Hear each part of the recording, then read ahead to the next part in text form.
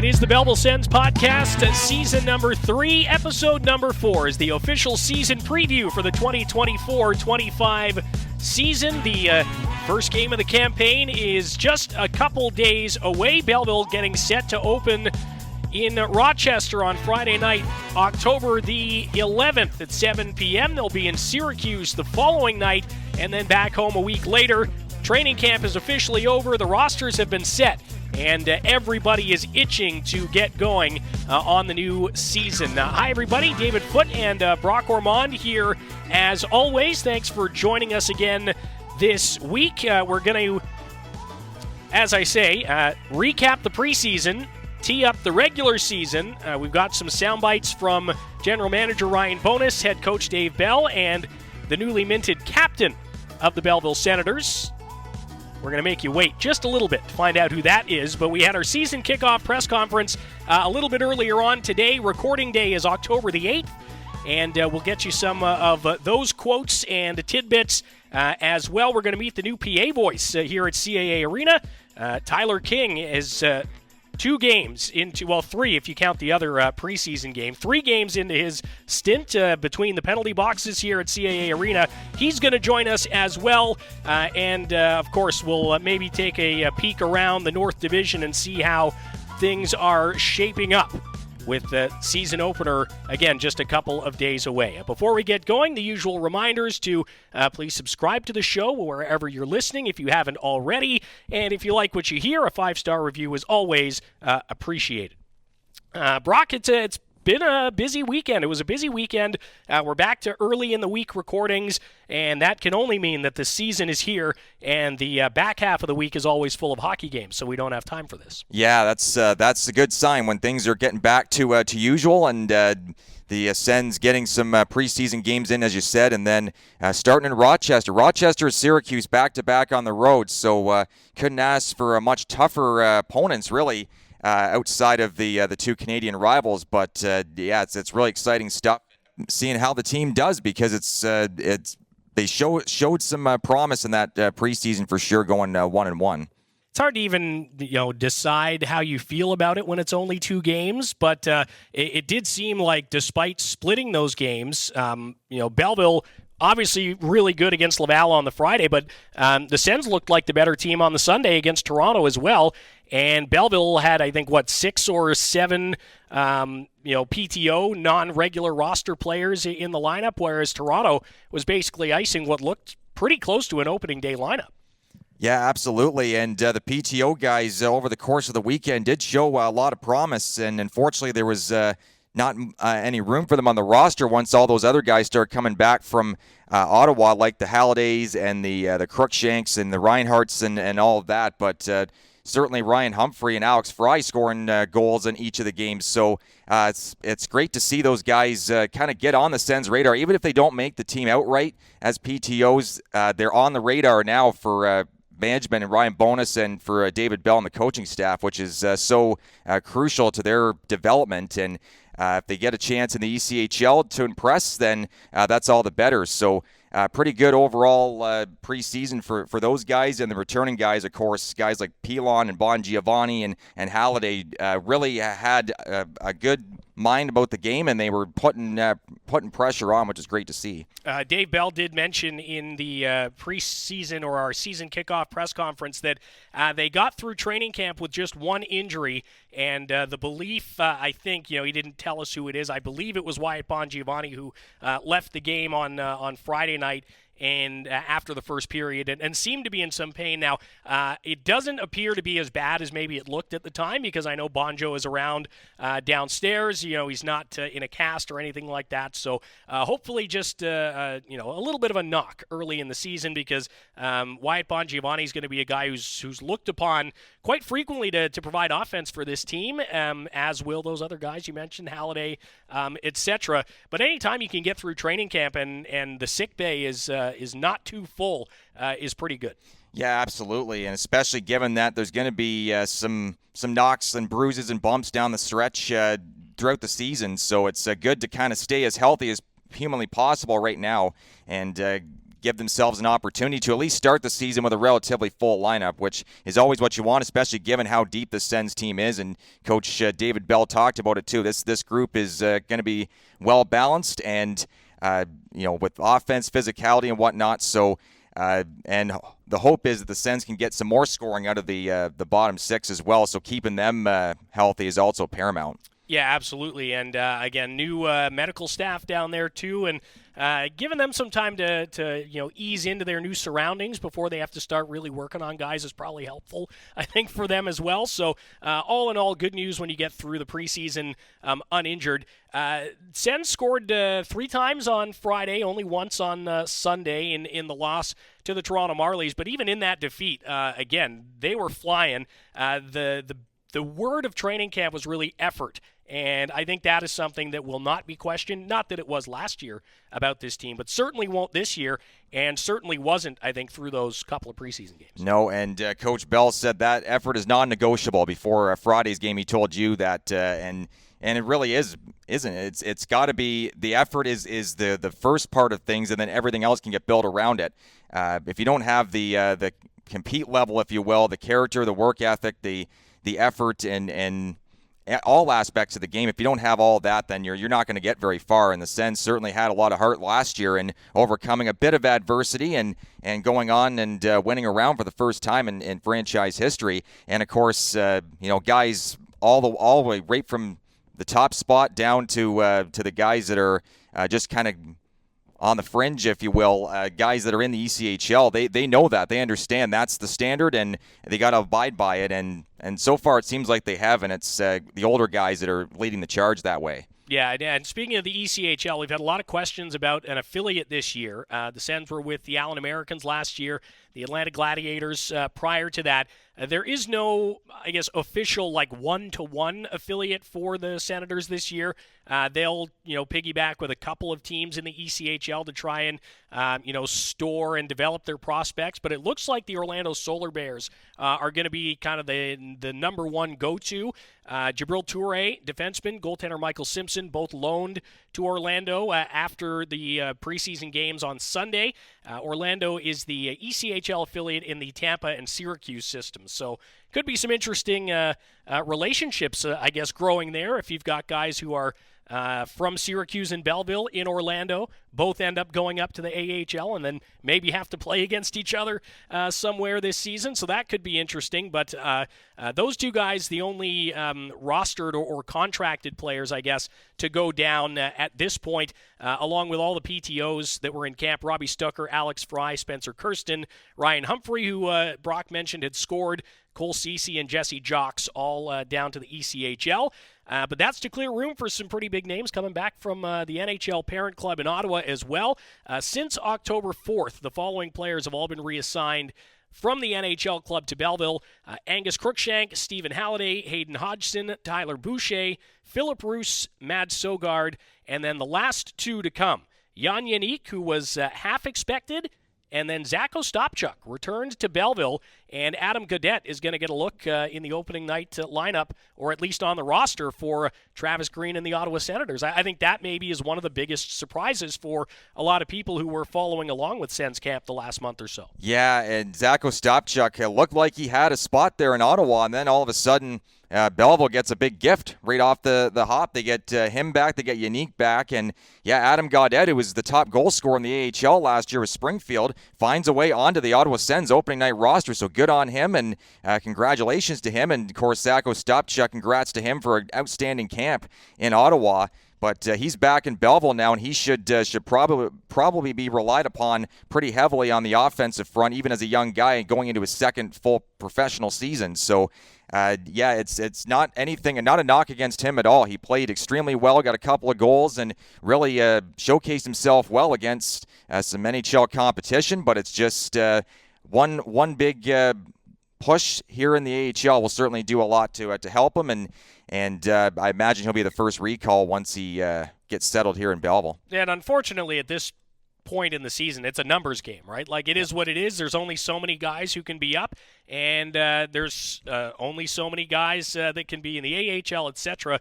Another unfortunate thing is Matt Highmore did get hurt in the preseason up in Ottawa, and they can't send him down if he's injured. So my thought is Highmore stays because he has to. Yes. Gaudette stays because he basically busted the door down in the preseason and was outstanding.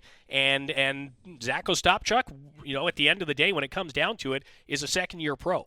And he's going to fall down the depth chart because of that if there are veteran players who are performing, to that high level. So it's, not a knock on him, like you say, Brock, to come down. And I agree with your thought that one big push there and, one slip really in Ottawa can lead to that swap. And I guess the other good news is that Gaudette was put on waivers at one point. I think he did clear, and then they elected to keep him in Ottawa.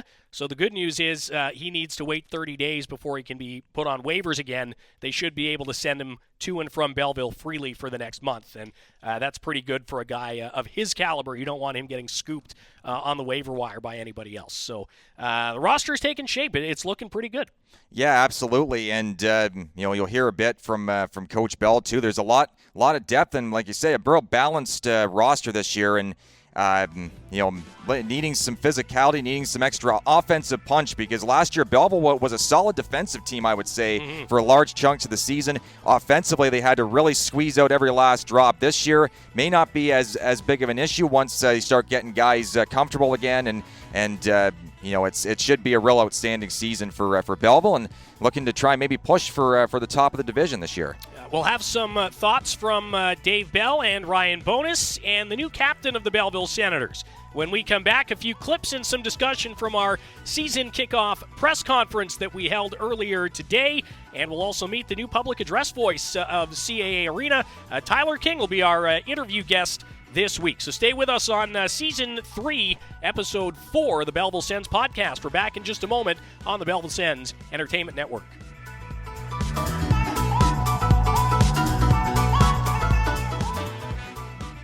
Halliday's in with a shot. Rebound! Scores!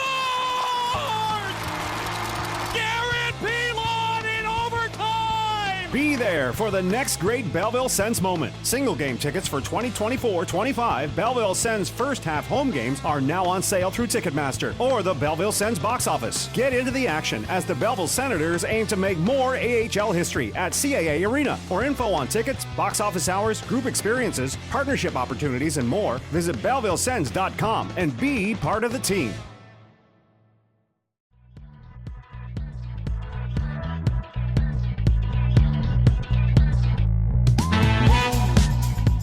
Season number 3, episode number 4 of the Belleville Sens podcast. We are teeing up the 24-25 season for the Belleville Senators. It begins this Friday night, October 11th, at the Blue Cross Arena at the War Memorial in downtown Rochester, New York. Sens and Amherst to open things up.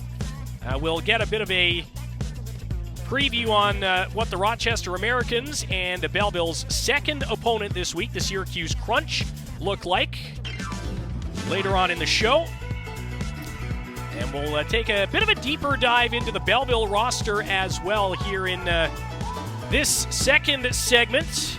David Foote, Brock Ormond here as well, and also joined by the new PA voice of CAA Arena. Tyler King is back from out west for a few years.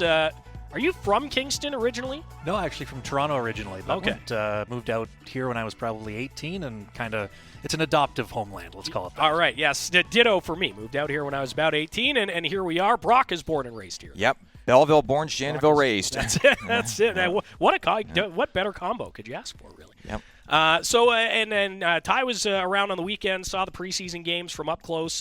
You've been all over the junior hockey world in Canada over the last, 5, 6. How long were you out there for? Because we met It's like, what, 10? It would have had to be like 10 years ago now. If not more, yeah. If it would have not been more. Late 2000s, I think, when I was in Kingston. Yeah, you were in Belleville. You were working with the Voyageurs, and I was doing the Wellington Dukes at the time, and I think Brock was in high school, probably. Grade school? Right, yeah, like grade 7? Let's make the two of us feel as old as humanly possible to kick it off. Brock was running audio in the TV Kojiko truck when we were doing Bulls games. But, and you went out west. You were working with the Brooks Bandits for a while, and who else were you with out Fort there? McMurray Oil Barons. That's was where right. It all started. Yeah. My first year there was Colton Pareko's year up with that team before he ended up, of course, playing his trade with the St. Louis Blues.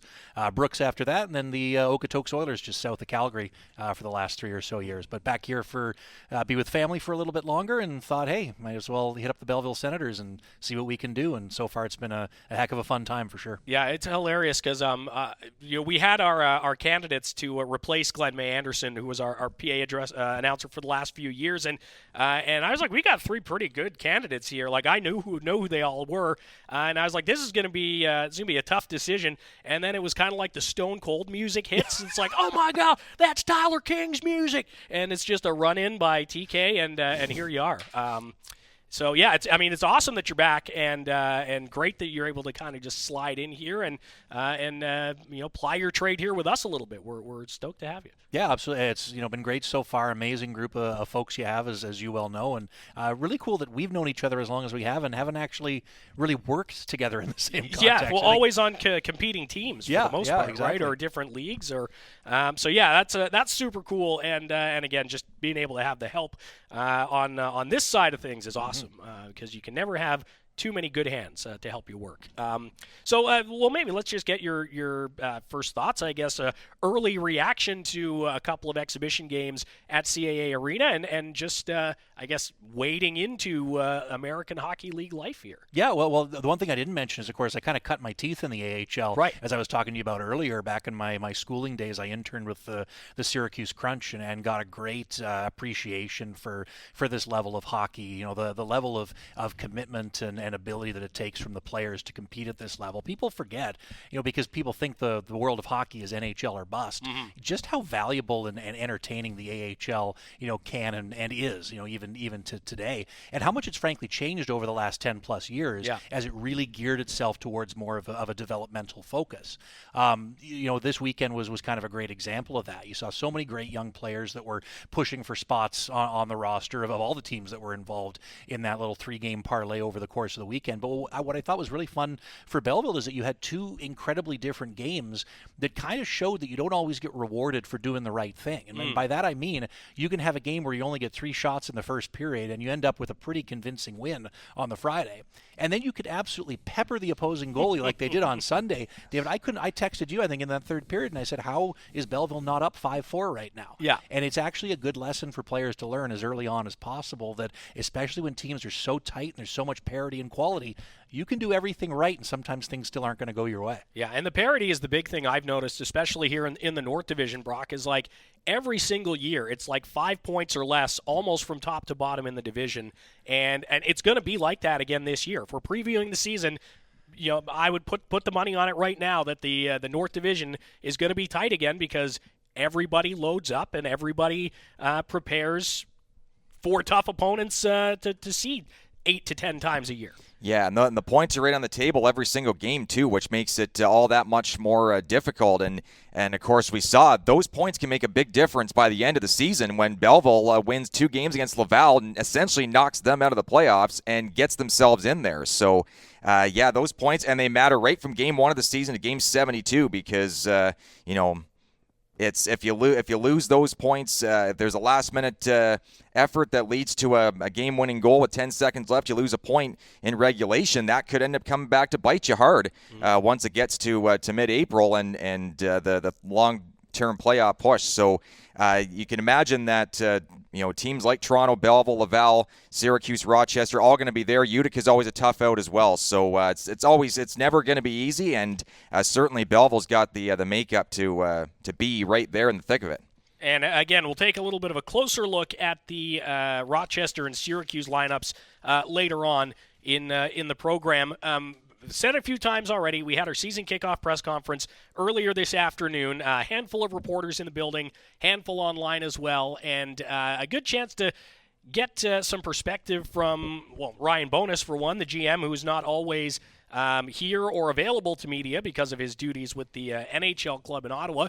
Head coach Dave Bell and the new captain of the Belleville Senators as well, who we might as well tell you is Garrett Pilon. And I don't think there was any, there will be no arguments about it.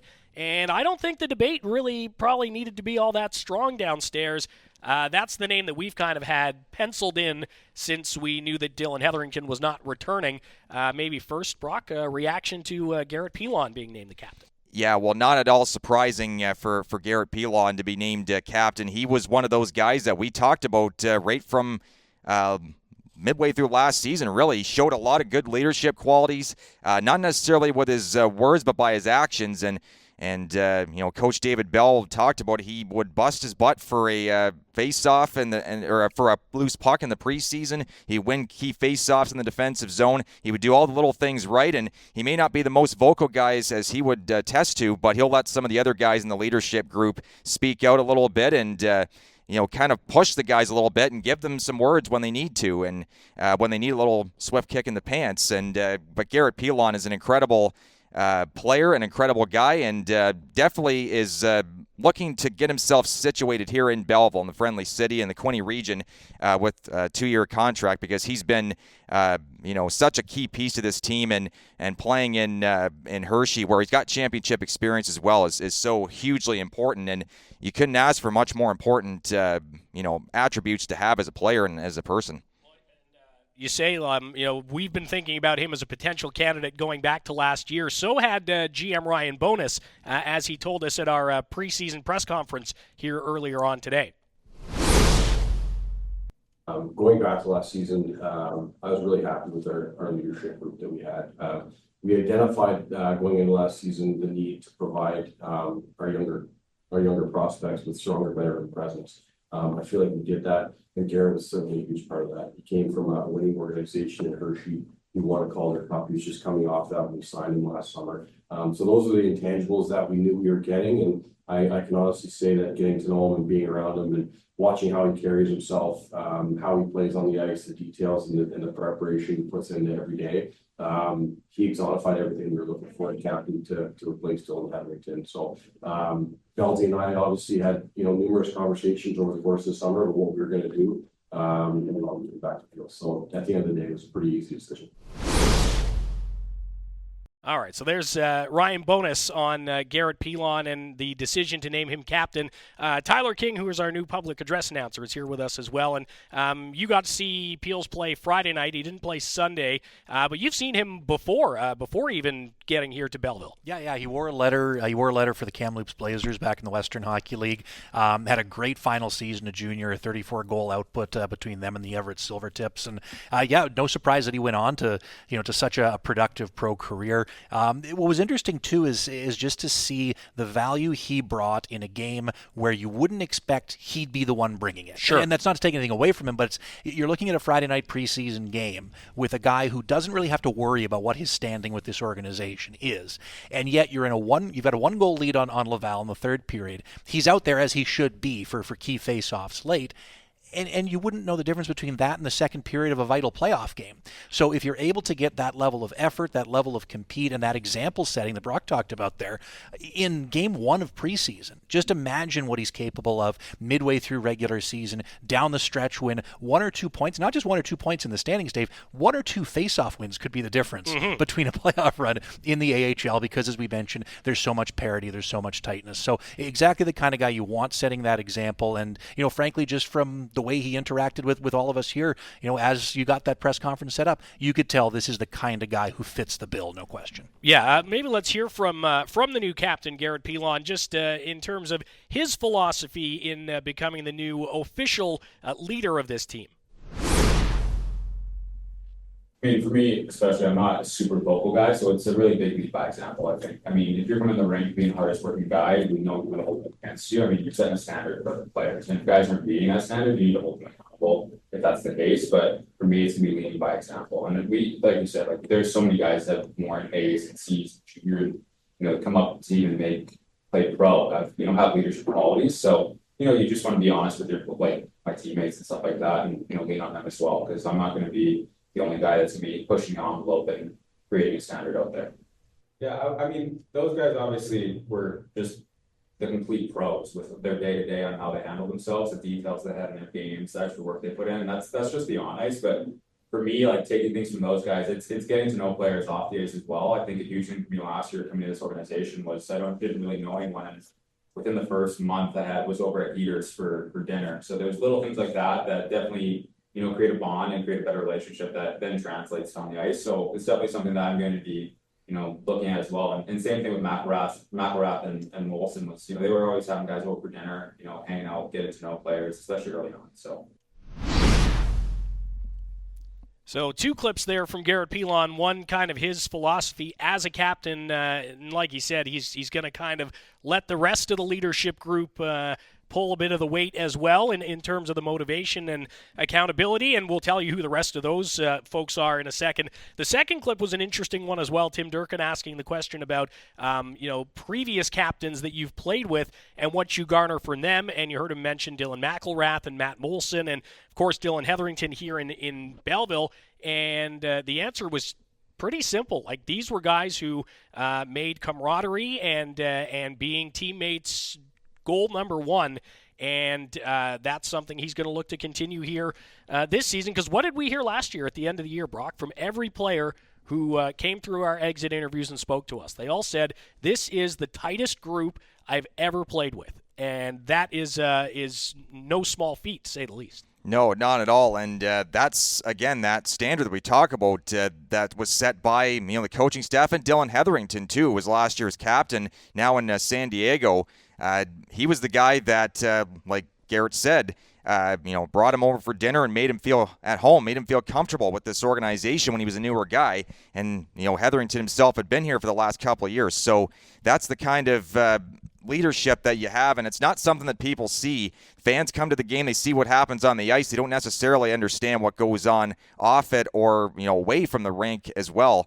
And Hetherington certainly did his job in bringing that group together last year, and Pilon, I'm sure, being a veteran guy, will do the exact same thing this season as a leader, as the top leader, and the biggest player on this team, and a guy that was an MVP and championship caliber guy. So it should be nice to see Garrett Pilon get to wear that C with pride. One other thing that's really key to remember, too, is that as much as he talks about how he's a big lead-by-example guy, and you might associate that with not necessarily being a loud type of guy in the room, it doesn't take away from the social qualities that make a guy a good captain. He was kind of talking about that off mic when the press conference was wrapped up. You've kind of got to be that guy who drives the personality of the group. As tight as it was last year, he's going to be putting his own stamp on it this year. And it was cool to see. I think some of the best questions, honestly, out of the event today came after everybody was done answering them officially. Sure. And Tim Durkin asked Garrett Pilon, who was the first guy you called? And you saw him light up and say, my dad, which is, of course, Rich Pilon, the longtime New York Islander. And when you see a guy who, immediately thinks to family, you also know how much that translates to what a pro hockey team has to become if you're going to go on a long playoff run. And I think a lot of what he talked about, the fact he goes to those social elements of the role right away, which he talked about quite a bit, I think gives you an even better, green flag as the choice. Yeah, I was going to bring his pops up as well. I got to chat with Rich in Winnipeg last year, and it was one of my favorite interviews of the season. But you can see how Garrett is a bit of a chip off the old block, maybe not as much of an enforcer, and both Rich and Garrett will tell you that. Their play styles are a little bit different, but that edge is going to be hereditary, and that again, commitment, that work ethic, all of those qualities obviously come down the line, and the apple doesn't fall far from the tree. So a fantastic choice, a no-brainer for a lot of people, and I would imagine there will be a handful of number 22 jerseys with C's on them flying out of the locker room shop once we get back here to CAA Arena. The rest of the leadership group, 3 defensemen and 1 forward on the leadership group for Dave Bell. Let's start with maybe the least surprising to me, and that was Max Gannett, wearing number 21, one of the longest tenured players for this team, a guy who is kind of the model, I think, of development through the American Hockey League, just the way his career has gone, and a guy who, frankly, is not too far from making that next step with a bit of a breakout season here. Yeah, for sure. Max Gannett was a solid D-man last year, got some time in Ottawa as well. And he's one of those top 4 guys that's just very steady, doesn't make a whole ton of mistakes. And he's also looks like he's amped his physical game up a little bit towards the end of last year. So great choice for him. And again, one of those guys that's been around for a couple of years. So that's the kind of thing that you need to have. You need to have guys like Pilon and Gannett that have been here already. They know what's going on. They know the system. They know everything there is to know about the Quinte region and about this organization. So it's a good choice for Max Gannett, and another one of those guys that'll fill the big feet left by Hetherington, Jacob Larson, and Lassie Thompson as well. Yeah, and the next member of the leadership group, so you've got Captain Garrett Pilon, you've got Max Gannett, also on the blue line in his second season as a Belleville Senator. Donovan Sabrango is going to get an A, and I would have to think that his play through the NHL preseason really stuck out to management. He fought Ryan Reeves in the preseason. He scored a couple of goals. He scored some goals for Belleville late in the year last year, too. I really like this pick. Yeah, it's a good choice, and Sabrango certainly stood out in a very positive way in the Ottawa preseason. Yeah, and it seemed like his game got stronger as last season went on as well, which was outstanding to see. He only had 7 assists in 35 games in the season last year at Belleville, and then he went on to score a couple goals in 7 games you mentioned in the postseason. And against Toronto too, he seemed to step his game up big time against those Marlies because he had to. He knew when it was time to step up in those big atmosphere type games, and he stayed strong against the Marlies, and it seems like that's going to carry over for him this season. A guy, not a whole lot of points, not a big scorer, but when he has the chance to chip in, he'll do so, and very good choice for him, and another guy that will speak softly and carry a big stick, so to speak. Yeah, absolutely. He is probably one of the softest speaking guys out there, but not afraid to mix it up when he has to. Also on the back end, this is the only member of the leadership group that is new to the Belleville Sens this year, and Jeremy Davies, who comes over from the Rochester Americans, will face his former team in the first game of the season, is also going to wear an A for the B-Sens this year, and he was brought in basically to do just that, to come onto the back end and to lead by example, and management putting a letter on his jersey, I think just kind of shows how big of a piece they feel Jeremy Davies will be this year. Yeah, Jeremy Davies, another one of those guys that has brings a boatload of experience to this Belleville Sens team, and the St. Anne Bellevue, Quebec native had 35 points last year at the Rochester Americans in 66 games, and so he terrorized Belleville at various points, but getting in to the Sens system is absolutely massive to, first of all, get him away from division rival in Rochester, get him here to Belleville, and he's filling in again those spots left by Larson and Thompson and Hetherington. And on the offensive side, he'll be more like a Lassie Thompson, a guy that's a little bit flashy, can quarterback a power play and get shots through, and also for not being a terribly big guy, he's able to push himself and mix it up a little bit defensively in the physical aspect of things, which is great, and it's what's needed for sure, and I'm sure as an old defenseman, David Bell will really appreciate Davies' all-around game. Well, and defense was the strength last year, as we've said, so I think that's kind of why you see that theme of defenders in this leadership group. The last member of the leadership group is somebody that we didn't even, many didn't even think would be here to start the season, but he is, and again, perhaps being rewarded for an outstanding rookie season and for the training camp he had in the NHL. Zach Ostapchuk will be the final alternate captain for Dave Bell's Senators this season. Yeah, and that says a lot about the way Zach Ostapchuk played last season. He has got that goal scorer's touch, and he's another one of those guys that really has a lot of passion for the game, and one of those guys that carries himself very well. And it seems like it'll be a big jolt to his confidence to go in to Belleville, even if he didn't make Ottawa, came that close, pretty much was the last cut, comes here to Belleville and wears an A in his sweater. That's a real big validation for him, and huge credit to the way he played last season.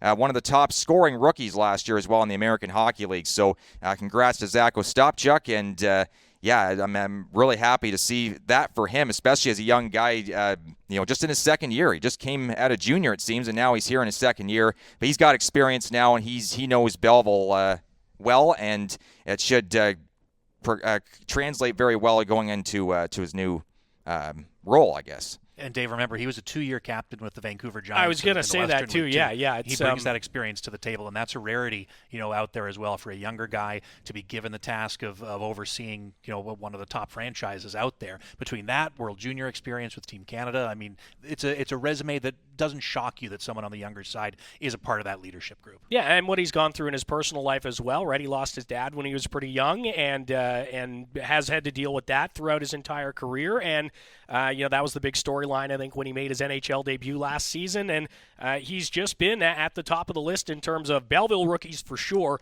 as Brock kind of alluded to, rookies in the AHL in general last season. So I think this is a nice, well-rounded group, and it adds a nice, bow on the top of what is a well-rounded group under the wrapping paper as well, because the Sens roster this year, as Dave Bell has said, is going to be deep. It's going to be skilled, more so, he thinks, than last year, which is encouraging. And those are the guys that are going to lead the way. Captain Garrett Pilon, Zach Ostapchuk, Donovan Sabrango, Jeremy Davies, and Max Gannett, your leadership group for the 2024-25 season. We'll key in on our first couple of opponents when we come back, and then we will wrap up this fourth episode of Season 3 of the Belleville Sens podcast. So stay with us. We'll be back in just a moment.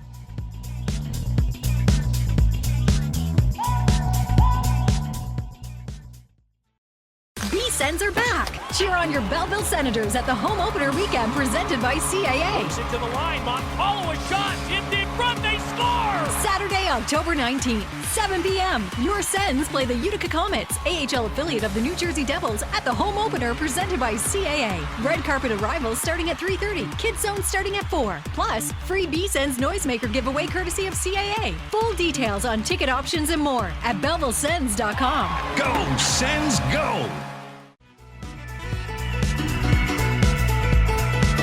Third and final segment of this week's Belleville Sens podcast. It's episode number 4 of Season 3. If you are keeping track, David Foote and Brock Ormond here.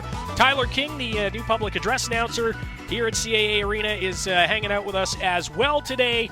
And in our final segment of the show, we're going to take a little bit of a quick tour around the North Division, but more specifically take a peek at the opponents for the Belleville Senators to begin the 24-25 regular season. The Sens are in Rochester on Friday night, in Syracuse on Saturday, and trying to obviously start things off with some points like they did last year in Hershey, as Brock had mentioned earlier on in the program. So Game 1, Friday night, 7 p.m. from the Blue Cross Arena. We'll be on the air around 6:50 on the Belleville Sens Entertainment Network. We'll have the full pregame ceremonies from both Rochester and Syracuse, and then, of course, from here at home on October 19th. But you'll be in the building anyway. You won't have to listen on the B-Sen, but you can if you're here, because we've got an FM transmitter. We'll remind you about all that later on. But let's start with opponent number 1, Brock. The Rochester Americans, always a pretty formidable foe. But when we talk about turnover and the trend around the AHL of, I always say it's around 60 or 70% turnover for most teams season to season, not the case for the Rochester Americans, as I look at a lot of names that played at least one game for the Amerks in 22-23 or 23-24, I guess it would be. Yeah, the Buffalo Sabres and Rochester certainly have gleaned a good relationship out of the last number of years. And, of course, like you said, those names, some of them stick out.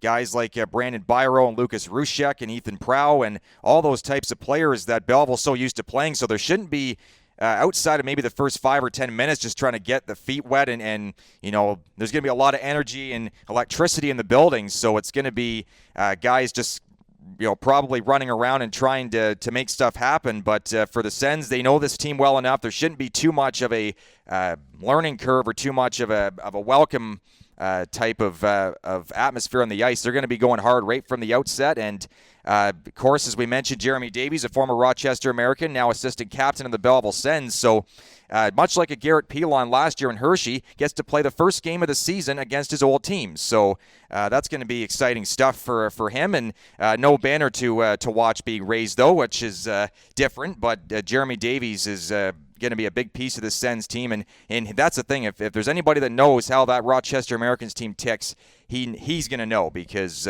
he played there last couple years. So should be an exciting matchup. And Blue Cross Arena is always a great place to play. Intimidating building. And the Sens will be looking to get off on the right foot and try and spoil the home opener for the Amherst. Yeah, and we've been to some games in Rochester where it's pretty quiet, but we've also been to some games there where it is the exact opposite. And the Amherst fans on opening night, I'm sure, will fill the place.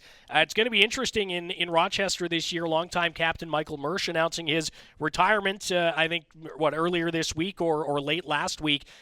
Sens will be glad to see him gone because it always seemed when Belleville was up by 1 or the game was tied and Rochester needed a late goal, especially on home ice, that Michael Mersch would always be the one to answer the bell. So they don't have to deal with Michael Mersch this year, but they will have to deal with some of those guys that Brock mentioned. Your go-tos like Lucas Rushek and your Alexander Kisikovs and your Mason Jobst, etc.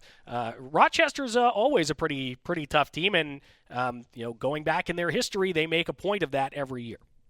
Yeah, 100%. And the Americans are one of those flagship franchise, you would say, in the American Hockey League with the likes of the Hershey Bears and the Syracuse Crunch, teams that have been around, organizations that have been around for years and years, decades even. So they got a lot of history there, a lot of great longtime fans, and it's never a dull moment when you play the Rochester Americans, no matter whether you're here in Belleville, whether you're in Rochester at Blue Cross Arena. It's always exciting stuff, and of course the Americans are loaded with talent. They're stacked with talent in the prospect pool, so they're hoping that can translate to the Buffalo Sabres eventually and try and get that team, the parent club in the NHL, some good postseason time because you haven't been there in about more than a decade. Yeah. And Rochester, again, always plays Belleville tough, but the Senators are pretty familiar with that building. They go there 95 times a year, so we'll see how they're able to handle things on opening night against, a pretty tough Rochester team with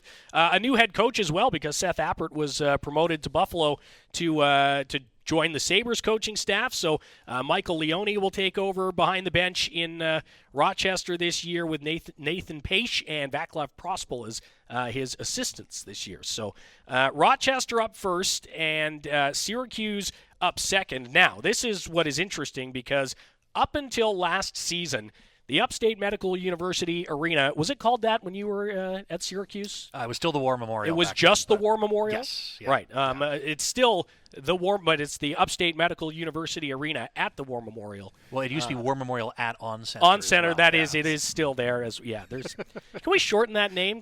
This is why I love CAA Arena. It's easy. It really makes your life easier. That's it. But the point being that Belleville was never very good in Syracuse. They could not win there for their lives. Fast forward to 2023-24, and Syracuse was not such a scary place for the Sens last year. Will that continue? Tough to say, but certainly I think based on that, Belleville can be a little more confident going in Saturday night than maybe they were in years past. Yeah, it's a brand new season, but the Sens do have some past history of success. Like last year, the Sens won 7 out of 8 games last year. It was a dominant season series between Belleville and Syracuse in Belleville's favor, and for whatever reason, it just seemed like the Sens had Syracuse's number. There was only one game that the Crunch pulled it out, but a brand new season. I'm sure the Crunch will maybe be thinking about that a little bit come this season, and they're gonna push it for sure. But the Sens, definitely had Syracuse's number in terms of their wins and their success against them. And again, Syracuse plays a very cerebral style, not too flashy. They're a team that don't really see too much flash out of, but they're a team that just simply quietly gets the job done. And last year they moved on and actually played Rochester in the playoffs. So of course they have a lot of a good solid, like Gabriel Fortier was one of their top offensive guys. Declan Carlisle, David, I know we talk about him quite a bit, given he's a former Wellington Duke, so he's had some ties here and also got some time in Tampa Bay last year. And, of course, the Lightning organization itself has been so successful the last few years. Back-to-back Stanley Cup champions, went to 3 straight finals, and there's quite a few guys from that Syracuse team that really helped the Lightning out in years past. So the motion is the same this year. Just keep building off of that and should be successful. So the Syracuse Crunch are going to be an interesting team to watch this year. They add a couple of players as well. Joel Teasdale joining the Crunch from Iowa last year. He'd played in Laval a couple seasons ago. Jesse Ullinen, who was in Laval for the last couple of years as well, will join the Crunch. And in net, they're going to go with Brandon Halverson and Matt Tompkins. So there's some experience there. Tompkins got into 15 AHL games, 3 NHL games last year in his first year. And that's a guy that you're a little bit familiar with, right, Ty? Yeah, former you Sherwood know Park him anyway? Crusader. Yeah, back in the Alberta Junior Hockey League before he went out to Ohio State, if I remember right. Yeah, for our fans here in Belleville who are, still miss junior hockey, how neat is it for you to now, be at the AHL level, but seeing some of these players from, 5-10 years ago that are now in the same spot furthering their development? Well, especially cool because so many of them have come through that NCAA route as well, right, which has grown, especially for Canadians as well, by leaps and bounds over the last and will continue to now with the recent news that exactly right. Major junior players can play in the NCAA now. Yeah, we could do a whole podcast on that. We could, too, yeah. But, no, and Matt Tompkins is a great example of that. He was part of a Sherwood Park team. He was a young goaltender who caught the eye of a lot of pro scouts because he had opportunity at the junior level and managed to parlay that into a spectacular NCAA career. And no surprise now to see Syracuse going with him as one of their 2 to start off the year. And speaking of goaltending, it does kind of speaking of players I was treated to see in junior. He was only about 45 minutes down the road from me. One guy we haven't talked about is Mads Sogard, and that's your big X factor for Belleville going into this year. A guy who has created enormous fan bases for himself everywhere he has gone. I can tell you it was the exact same thing when he played for the Medicine Hat Tigers, and I like that matchup. For the Senators against Rochester to kick things off, especially. Obviously, in the Syracuse case, you've got some experienced goaltending on that side, too. And you've seen a few games in Syracuse, again, because you went to Syracuse University. Did you get to many Crunch games while you were there? As interns between me and Tony Brown, your compatriot in the Cleveland Monsters organization, it was our job to basically help the play-by-play guy for the entire duration of a home game. And while the game itself was going on, you'd record your own play-by-play to tape. Right, so you'd have a demo. Correct. Yeah. I will never share any recordings of that with you because you will lose what little respect you may still have for me as a broadcaster. But I can tell you it's an atmosphere that's unforgettable when the Crunch really get behind their team for sure. And they've done some cool stuff with that building too. One of the oldest in upstate New York as well. Yes, some new screens, new lights. Was Dan Duva the play-by-play guy when you were there? He was the year after. Who was there when you were there? It was Joe Brown. He was there for 1 year. He took over when Bob McElligott left. Okay. We're getting very inside NHL broadcasting right now. Yeah, that's right. But Bob went to become the voice of the Columbus Blue Jackets, where he still is right now. He was a Syracuse institution. He did the Crunch. He did the Chiefs, the AAA baseball team. Okay. So they had a 1 year fill in there, and then Dan took over the year following. Right, and Dan is now at the Vegas Golden Knights. Exactly. Lucas Favalli is now the voice in Syracuse. Tony Brown is now in Cleveland, and Tyler and I are here. So somehow I ended up in Belleville. It's funny how that happens. That's awesome. And again, as I always say, Syracuse is not far away. So if you've got a passport and the weather is good and you've got the time and the means to make a trip to see a road game, Syracuse is one of those. It's one of those AHL buildings you have to see. It's just so historic, so classic, and again, Belleville's been playing really well there recently. So what I tell people is 2 things: try the hot dog, and secondly, actually look at the War Memorial part of the building. It's amazing. It's been there since the 1950s. A lot of great history in that area, that building itself too. And there have been a lot of very very loud nights in that building for sure, as you've seen with the Crunch and the way their fan base can really get into it. But hopefully none while the Belleville Sens are there this year is what we will hope for. Again, the season starts on Friday night in Rochester. Again, 6:50 broadcast time. Ditto for Saturday from Syracuse. The link will be on the Belleville Sens socials at Belleville Sens. And then we're home we're home finally on October 19th.